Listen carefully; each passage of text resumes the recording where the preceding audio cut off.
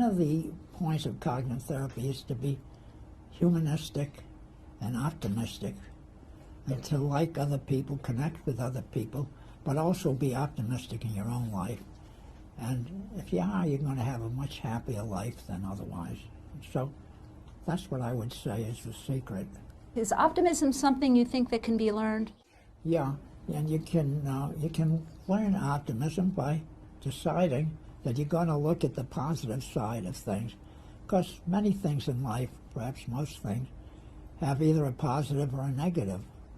And you can look at the negative, or you can focus on the positive element.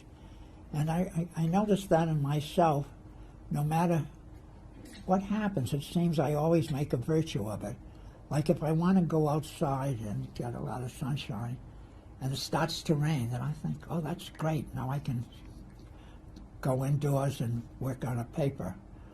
Or if somebody doesn't answer a phone call, then I think, well, that's good because probably he or she is too busy, and that's a good reason for them not. So it's a question as to what you focus on. And people who are depressed, of course, tend to focus on the negative.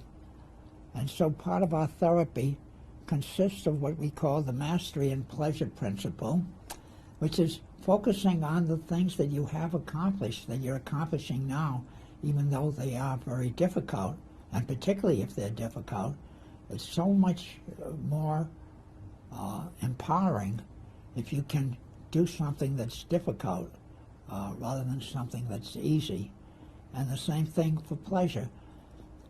People tend to be genetically wired to be able to attach more significance to the negatives than to the positives. And so it does take training the mind to focus on what's good. And what you'll find is that there are more good things that are happening than bad things, but the bad things tend to overshadow the good things. And so it is a question of focus.